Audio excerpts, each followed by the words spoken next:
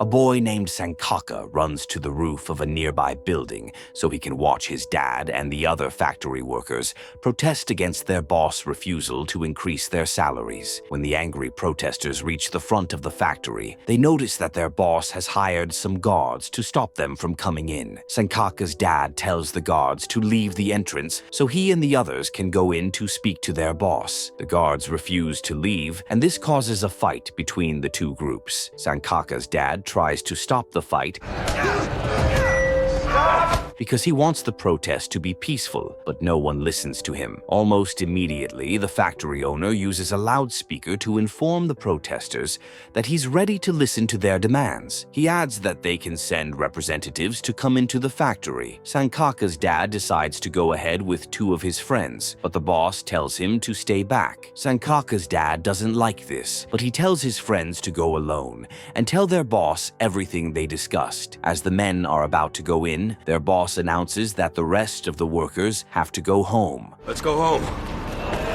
They all refuse to leave, but Sankaka's dad convinces them to change their mind because he trusts that their two representatives will speak well for them. That night, Sankaka tells his dad that someone at his school thinks he's a troublemaker for leading the protests. Sankaka's dad says he's fighting for what's right because he and the other workers deserve better pay. Sankaka says there are people who don't mind the small pay, but his dad says he and the others can't choose to stay silent because of that. Sankaka doesn't get this, but his dad mentions that if they see injustice in the world and do nothing, it means they have lost their humanity.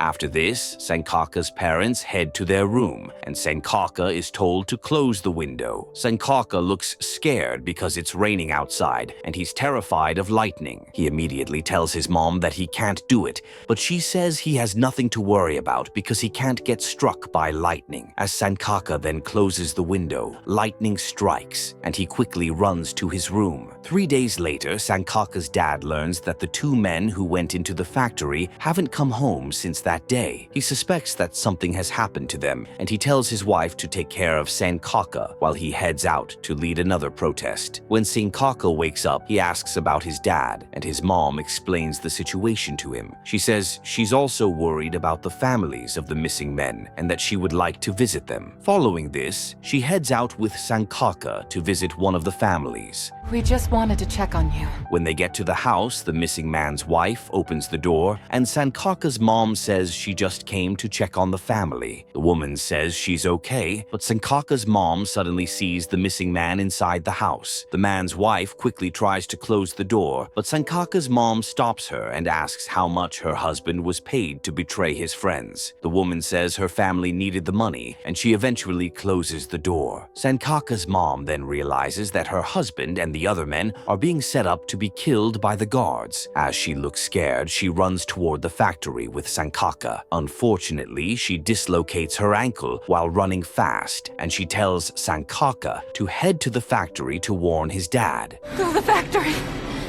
Sankaka runs as fast as he can, but when he nearly reaches the factory, rain starts falling and he looks scared. Meanwhile, Sankaka's dad and the other protesters decide to stand up to the guards at the gate, who now have guns. During the fight, one of the protesters stabs Sankaka's dad a few times and he falls to the ground. The leader of the guards then stops the fight and tells the protesters that his men didn't stab Sankaka's dad because they don't carry knives. Almost immediately, Sankaka's dad dies, and as Sankaka gets to the scene, he looks devastated. He assumes that the guards are responsible for his dad's death, and he picks up a shield.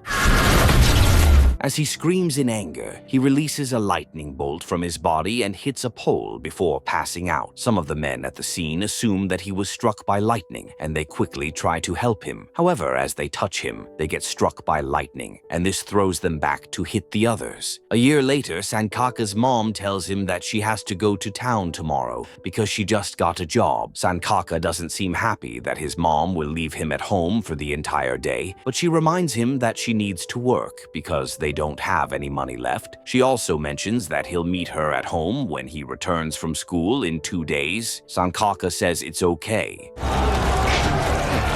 and his mom tells him not to play in the rain so that he won't get struck by lightning again. Days later, Sankaka returns from school and looks disappointed when he discovers that his mom isn't back yet. That night, as rain falls, Sankaka hears a knock on the door and quickly goes to open it. Surprisingly, he doesn't see anyone there, but as lightning strikes, he closes the door and runs to hide. Shortly after, the wife of one of the workers who betrayed his dad comes over to give him some food, but he just kicks the plates on the ground. The woman looks disappointed, but Sankaka just closes the door. That night, after staring at a photo of his mom, he heads out to eat a small portion of the spilled food at the entrance. Since his mom isn't back yet, Sankaka assumes that she has abandoned him, and he walks toward the city in search of a better life. Days later, Sankaka gets chased down in the city by a group of young thugs. They eventually beat him up when he reaches a dead end. As one of them is about to hit Sankaka's head with a stick, a street boy named Awang shows up to defend Sankaka. He then beats up all the boys, and Sankaka sees this before he passes out. When he wakes up, he finds himself lying on a bed and sees Awang, who asks what he did to piss the boys off. Sankaka says he saw them harassing a girl and decided to throw a stone at them. Awang then mentions that Sankaka has to mind his business. Sankaka asks why Awang helped him, and the street boy says he already regrets it because the boys will now come after him. Sankaka says he's sorry, but Awang promises to teach him how to fight so he can defend himself. Defend yourself, and you won't be my problem. The next day, they begin their training, and Sankaka significantly improves. After a few more days, Sankaka gets much better, and while they're resting, he asks if Awang has ever had a home. Awang says he once did when a rich couple adopted him. However, things didn't go well because they were wicked people, and he had to run away before they could kill him. Awang then tells Sankaka to be careful around rich people because they're not always kind. Later that night, Awang tells Sankaka about a train that passes once a year. Let's go. He says the train is always headed southeast to the safest part of the country, and it doesn't stop for a full week. Awang says he'll hop on the train when it passes really soon, and Sankaka asks if he can come along. He says he won't cause any trouble, but Awang says he's going alone. One night, Awang suddenly wakes Sankaka and asks if he still wants to hop on the train. Sankaka says he does, and Awang mentions that they need to leave immediately because the train is already passing. Don't trust anybody! As they run after the train, Awang manages to hop on it, but Sankaka is unable to catch up. Awang then tells Sankaka to stay out of trouble, and the train continues moving fast. Days later, Sankaka gets a job at the docks to help with offloading different items. One day, while he's standing in line, a rogue kid suddenly pushes him to the ground. Sankaka doesn't like this, and he takes revenge by kicking the boy. Later that day, after work, Sankaka sees some men harassing a woman, and he just ignores them because he doesn't want trouble. The next day, Sankaka arrives at work, only to see that the boy he beat up the other day has come with his friends to fight. Sankaka quickly runs away, and luckily, a married couple shows up to help him. When he enters their car, the woman asks her husband what they'll do with him. The husband says it's up to her, and she talks about adopting Sankaka and enrolling him at a good school. Sankaka doesn't seem comfortable, and as he remembers what Awang said about rich people, he eventually gets out of the car and runs away. Many years later, Sankaka is now an adult who works as a security guard. Everything is mixed up. And a technician at a newspaper printing factory. After work, Sankaka sees some thugs bullying someone, but he just minds his business. When he arrives at his apartment, rain starts falling, and it turns out that he's still scared of lightning. Elsewhere, the new legislators in the country attend a party to celebrate their inauguration. A young legislator named Durga arrives with his family, and his older colleagues, Ridwan and Fairy, welcome him to the party. Fairy then asks Durga how it feels to be a young legislator. Durga says he was nervous in the morning, but that he's now feeling optimistic. Ridwan then says he also feels the same way, but Fairy tells them to forgive him for not being optimistic It may take some digging, but I will get to the bottom of this. because he can't stand the fact that most of their other colleagues are being controlled by a crime boss named Penor. Ridwan then says he has heard rumors about Pencor's troublesome childhood. Ridwan says that when Penor was little, his father's workers accused his father of killing one of them. This made the workers kill his family, and he also had to hide in the wardrobe while the house was on fire. Ferry doesn't care about the story, and he says that Pencor's childhood is not an excuse to do whatever he wants. As he sees Penor coming toward them, he says he's leaving because he can't stand to shake a criminal. I'm going to get some food with the kids. Yeah, okay. After he walks away, Penor greets Ridwan and extends his hand to shake Dirga. However, Dirga refuses to shake him because he wants to distance himself from the crime boss. Penor looks shocked and says he's just a concerned citizen, but Dirga doesn't seem to care. As Penor leaves, Ridwan tells Dirga that what he did wasn't wise. Dirga doesn't think he did anything wrong, but Ridwan tells him another story of how Penor was sent to an orphanage by his uncles, who expected him to die there so they could claim his inheritance. At the orphanage, Penor realized that some of the orphans were being killed or sold off. After this, he immediately convinced the others to help him kill the orphanage's caretakers. He then got his inheritance and sent the other orphans to different schools so they could become whatever they wanted. Ridwan says that while Penor might be an ordinary mob boss to them, there are people who see him as a god. Dirga looks scared, and as he heads home with his family, What kind of violent movies have you two been watching? he notices that someone is following them. Just as they reach their apartment, a hypnotist shows up and puts Dirga to sleep. When he wakes up, he sees himself tied to a chair with his family, hanging just outside the building. Dirga looks shocked, and Penor shows up and says that all he wanted was a handshake. Dirga begs Penor not to kill his family, but the crime boss says he needs to teach the other politicians a lesson. Almost immediately, Dirga's wife and kids fall from the top of the building, and as Dirga tries to save them, they all die together. After this, Penor leaves the scene with his partner, Ghani. Elsewhere, Sankaka tells one of his friends at work that he'll soon get enough money to fund his trip out of the city. Almost immediately, they hear someone banging on a gate and realize that it's a thief who wants to escape before a mob beats him up. Sankaka's friend says the thief deserves to be beaten up by the mob, Yourself and not others. but Sankaka doesn't seem to care. Suddenly, Sankaka's colleague, Agung, shows up and opens the gate for the thief. He says that it's better for the thief to be taken to the police station rather than being killed by the mob. As he's about to take the thief to the police station, he tells Sankaka that life is no longer worth living if he only cares about himself and not others. The next day, Sankaka hears some thugs shouting at his neighbor, Wulan. Even though he has always enjoyed minding his business, he thinks about what Agung said the previous day and decides to help before the thugs can hurt Wulan. Sankaka enters her apartment and beats them up. The thugs eventually leave, looking pissed, but Wulan and her brother, Teddy, seem impressed with Sankaka's fighting skills. He leaves before they can thank him, and later that day, while he's at work, the thugs show up with their gang. He tries to run away, but they end up beating him up badly. They also throw him off a roof and leave him to die. Come on! there to die. I go to jail for him. Almost immediately, rain starts falling, and as Sankaka gets struck by lightning, he comes back to life. The next morning, Sankaka hears someone knocking on the door. As the door opens, Wulin drops Teddy off and tells Sankaka to look after her brother. Sankaka looks confused,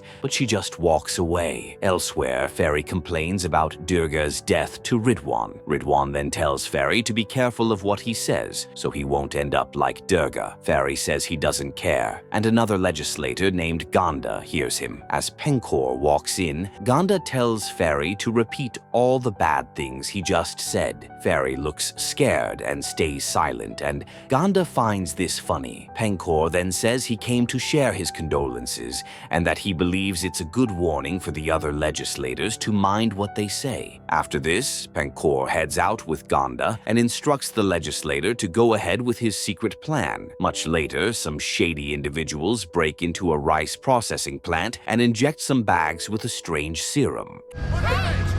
Elsewhere, Sankaka asks Teddy how long he has been in town, and he says it's been 2 weeks. Sankaka also asks where his mom went, but Teddy says Woolan is his sister and that their mom is dead. After a while, Sankaka says he's leaving for work, and he takes Teddy with him so they can find Woolan at the market. There, they see her trying to encourage the traders to stand up to the thugs who are always coming to steal their things. Woolan eventually comes over to meet Sankaka, and as she talks about Teddy being hungry, the thugs arrive at the market. One of them sees Sankaka and says he thought Sankaka would be dead already. As the thugs try to attack Sankaka again, he runs away from the market. He eventually stands up to the thugs and manages to beat up some of them. During the fight, he also releases lightning bolts from his hands to knock out some of the thugs, and this surprises him. After beating up all the thugs,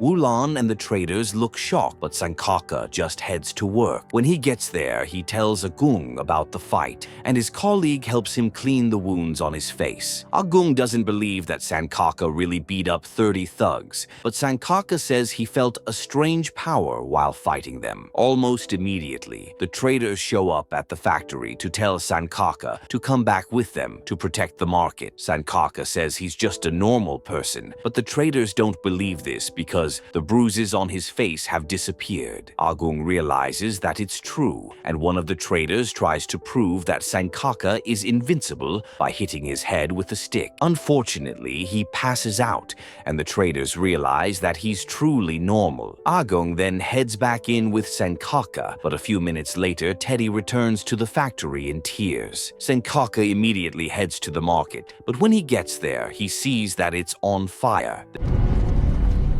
I can't believe it. The next morning, Sankaka tells Woolan that he doesn't think he would have been able to stop the thugs from burning the market. However, Woolan says he gave the traders a ray of hope when they saw him fight yesterday, and that he needs to help them. She adds that if they see injustice in the world and do nothing, then they've lost their humanity. Sankaka remembers his dad saying the same thing, and he asks if the traders will receive any form of compensation for what they've lost. Woolan says it's unlikely, but she suggests going after Ganda because he's the one who controls the thugs. That night, while Teddy and Woolan are at the factory, rain starts falling. As lightning strikes, Sankaka remembers that his powers came from a similar source, and he decides to go outside. Almost immediately, lightning strikes him, and Agung runs outside to help him. However, as Agung touches Sankaka, the old man gets knocked back toward the building. Woolan realizes that Sankaka's powers are back, and she confirms this by hitting him with a metal object, which doesn't hurt him. And thunder has the ability to shatter glass or anything else that... Following this, Sankaka follows Woolan and the traders to meet the thugs and force them to reveal where they can find Ganda. Interestingly, one of the thugs is getting married, and his bride doesn't look happy when the traders crash their party. As she scolds her husband for associating himself with thugs, he says he didn't have anything to do with the fire at the market, but Woolan and the others don't believe him. Almost immediately, the pregnant women at the party start vomiting after eating a plate of rice. Surprisingly, this same problem affects all the pregnant women in the city, and everyone looks shocked. This eventually makes the news, and an expert announces that there's currently a circulation of contaminated rice that can corrupt the brain of a fetus and make the baby unable to differentiate between good and bad. He adds that the babies will be part of an immoral generation. This causes protests around the country.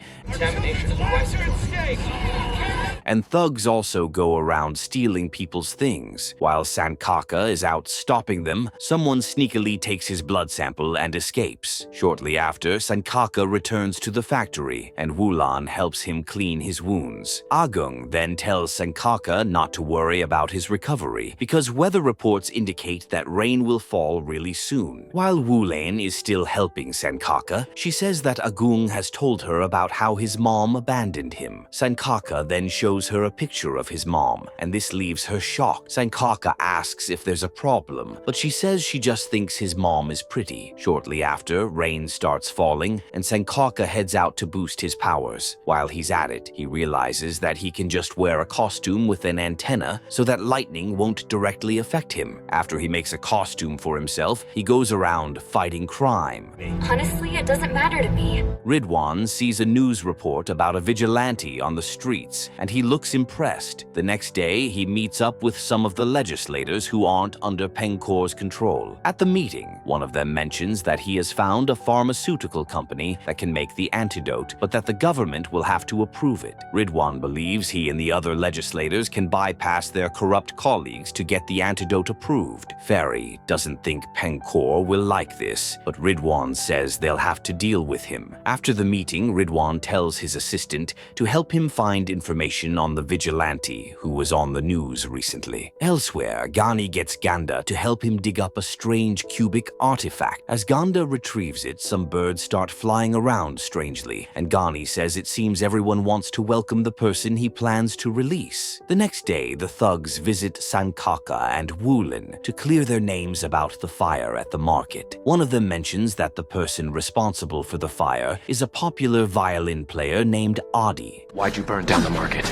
That night, as Adi is on his way home after a performance, Sankaka confronts him. Adi initially begs for his life to make Sankaka vulnerable, and as this works, he shows that he's a really good fighter who doesn't regret what he did at the market. During their fight, Sankaka knocks Adi to the ground and sees a strange tattoo on his body. As he then asks why Adi burned the market, the violin player just runs onto the road and gets killed by a bus. The next day, as protests continue around the country for the distribution of antidotes, Pencor tries to stop Ridwan and Ferry from getting it approved, but they don't listen to him. Later that day, Pencor sees Adi's dead body and looks sad. He asks Ghani for the person responsible, and Ghani says it's someone who thinks he's a hero. Pencor then tells Ghani that it's time to call all the orphans to help with the situation. Following this, all the orphans are called from different parts of the country, and they start going after the legislators who are against Pencor.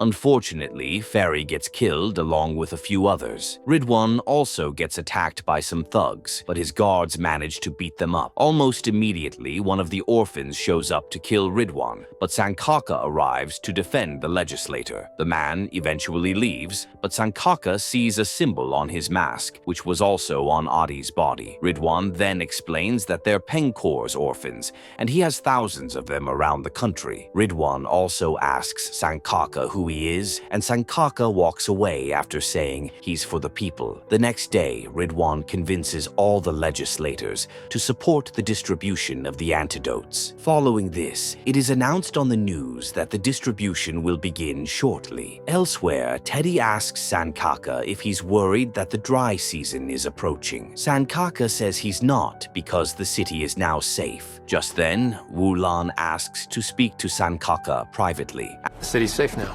Yeah.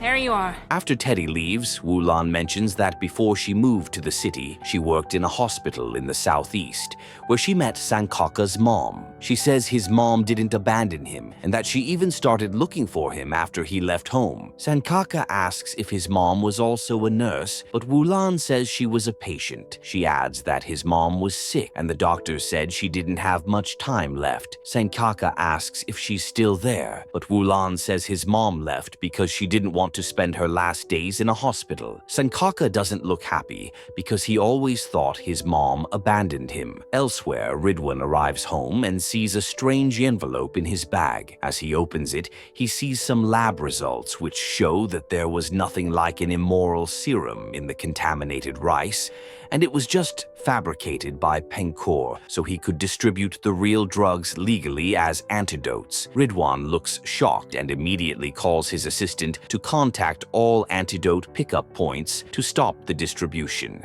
There is no immoral serum. His assistant then mentions that he has found Sankaka's identity and his phone number. While Sankaka is packing his things so he can start looking for his mom, Ridwan calls him to give him an update on what's happening. He also tells Sankaka to find Pencor because he's the only one who can actually stop the distribution. After the call ends, Sankaka decides to wear his costume again to fight for the people. Elsewhere, at one of the antidote pickup points, the officials are told to stop the distribution. However, some men still decide to bribe an official so that he can give their wives the antidote. Meanwhile, Penor already knows who Sankaka is, and he brings the orphans to the factory. When he sees Sankaka, he says he can't afford to let the people have a symbol of hope. The orphans then attack Sankaka, and he manages to beat up some of them. After a while, Penor gets some of the orphans to take Agung, Wulan, and Teddy to the roof.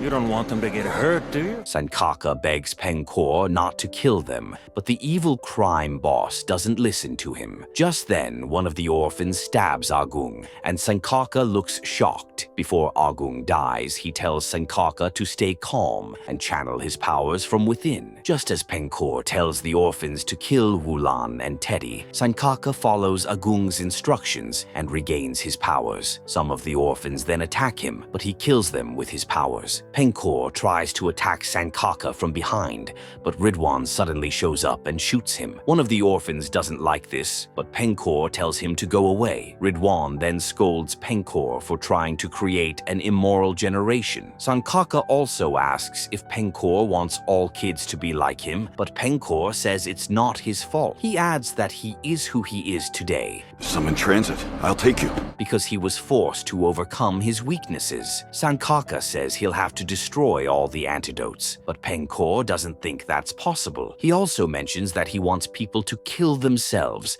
after the new generation is born. Wulan eventually gets tired of hearing him talk, and as he slowly dies, she hits his face to finish him off. Sankaka then tells Ridwan that his lightning creates thunder, and that anything he holds with the same frequency will be destroyed. Since this could help with destroying the antidotes all over the country, Ridwan offers to take Sankaka to where he can find one of the delivery vans, but Sankaka decides to go alone. Elsewhere, Ghani gets Ganda to break open a wall at a museum. Interestingly, the wall happens to be hiding an ancient tomb made of glass. Ghani then says that the tomb and the buried cube are made of the same glass as the antidote bottles. Ganda asks if he'll have to break the tomb,